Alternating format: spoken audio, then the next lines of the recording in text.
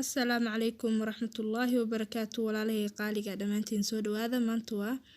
bur shiil waxaan idiin wadno bur kuskus bur macaan bur malab qofba sida u yaqaano marka daawasho wacan dhammaantiin waxaa halkaa ku haysano waa 3 koob oo bur ah waxaa kaloo kusoo darnay 1 xabo oo ukun ah halkaan waxaa noogu jira qaado fixise ah iyo wax yar oo cusbo ah waxaan kaloo kusoo dareynaa koob sokor ah kana kusoo darna koobka sokorta ahay maanta wax la kala qasqasaya ma lahan asxaabta kulli wax dhan hal mar la isku wada daraya hal mar la wada qasaya waxaa la rabaa inuu soo waqti badan ka cunmin ama aadan ku daalin isku darkiisa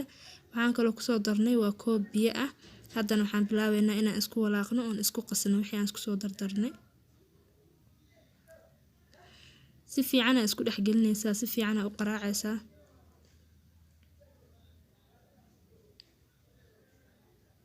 waa macmacaan yar oo afurka iyo ku wanaagsan ramadaanka oo kale afur waa ka samaysan kartaa haddii aad ku casariyeysanaysan maasha Allah aniga hadda waxa u sameynayaa casariye waay asxaabta waa kana soo qaraacnay burki ma la rabo inuu ka jilco oo biyo ka noqdo ama uu adeeg zaid ka noqdo sida jabaati oo kaleeto marka in yar oo maasha Allah qiyaas ka soo dhigaysaa oo hadhow aad dardari kartid waa kana uu noo soo faxay ama uu noo soo khamiiray cajiinkii cabaar ayuu yaalay muddo 1 saac iyo bar camal ah haddana waa soo dubeynaa asxaabta saa u jeedin saliid markaa ku dhex ridid waxaa la rabaa inuu salka baalka birbureeda salkeeda uu sakaaga dhigin oo kor uu soo kaco saa u jeedaa maasha Allah kor ayuu soo kacayaa saana ugu soo wadeynaa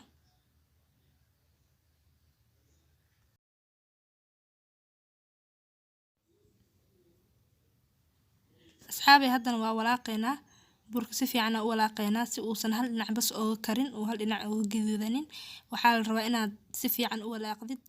si uu asaga dhan hal midab oo qurux badan oo gaduudan u noqdo sidaas ayaan ku wadeynaa ilaa uu maasha Allah ka noqdo kalar qurux badan uu noqdo asxaabi haddana burki waa kana waa ka bixinaynaa si fiican u gaduutay aad ay u qurux badan yahay maasha Allah si fiican uu u bislaaday saliidan kolka hore waa ka gaabinay saliid aad u karkarayso kuma shiilin waxaa la rabaa saliid yar oo dhexdhexaad ah si uu gudahan oo karo uu burbur kaaga noqonin waa ka wada gurbinaynaa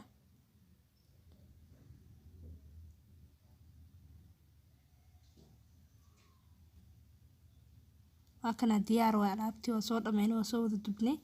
maasha Allah fadlan hadaa ka heshay subscribe noo channelka like the video comment ka soo bixi fikradaada ka soo dhiibo aad ay u mahadsantihiin. Assalaamu calaykum.